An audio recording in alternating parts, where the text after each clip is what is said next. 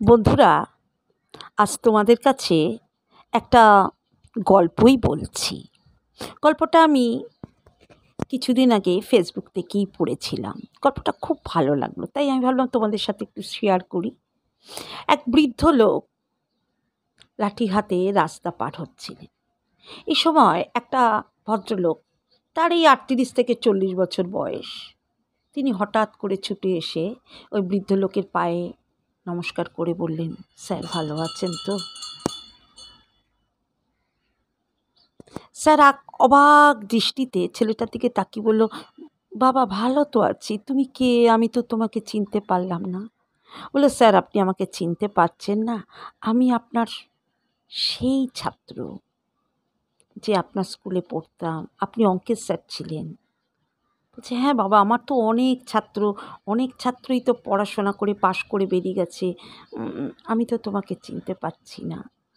বলছে, স্যার আপনি আমাকে চিনতে পারবেন না, কিন্তু আমি চিরকাল আপনাকে মনে রাখবো।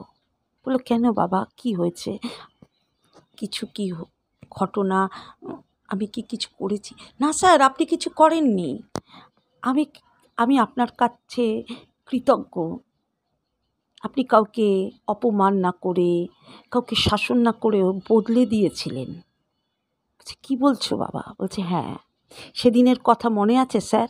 একটা ঘড়ি চুরি হয়েছিল। বলছে, হ্যাঁ মনে আছে, ক্লাস 10-এর একটা ছেলের ঘড়ি চুরি হয়েছিল। বলছে, হ্যাঁ স্যার, সে আমারই বন্ধু। সে আমার থেকে পড়াশোনায় ভালো ছিল এবং ওদের অবস্থাও আমাদের ভালো ছিল, আমাদের থেকে। তা আমি ওকে খুব হিংসা করতাম।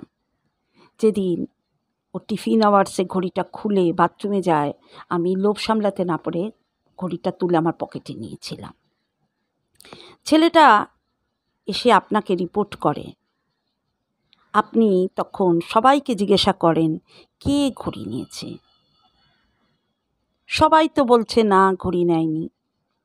আপনি তখন একটা ডিসিশন নিয়েছিলেন। তখন স্যার হাসছেন, বলছে, হ্যাঁ, বলে আপনি বলেছিলেন সবাইকে হলরুমে চোখ বন্ধ করে দাঁড়াতে। বলে, হ্যাঁ হ্যাঁ, আমি তো বলেছিলাম। তখন বলছে, হ্যাঁ আমিও চোখ বন্ধ করে দাঁড়িয়েছিলাম স্যার।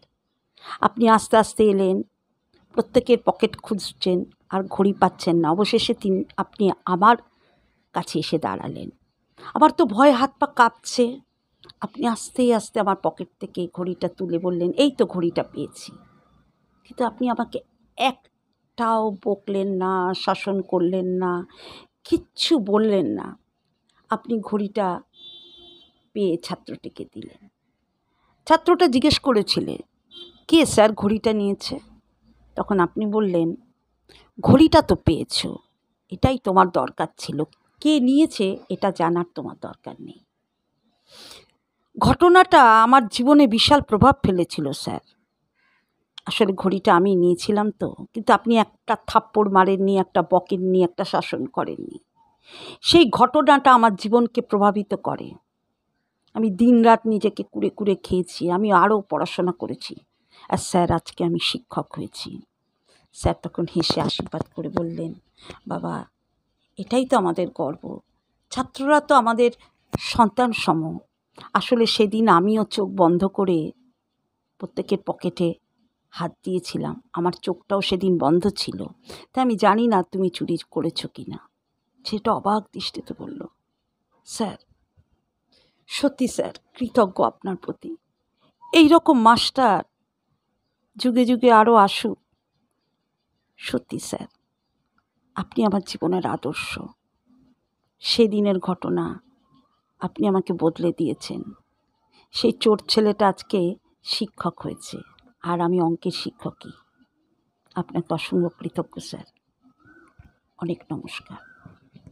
স্যার হাসলেন, হেসে মাথায় হাত রেখে বললেন, এইভাবেই ভালো থেকো, সত্যের জয়গান গাও। নমস্কার বন্ধুরা। যদি গল্পটা ভালো থাকে কমেন্ট করো।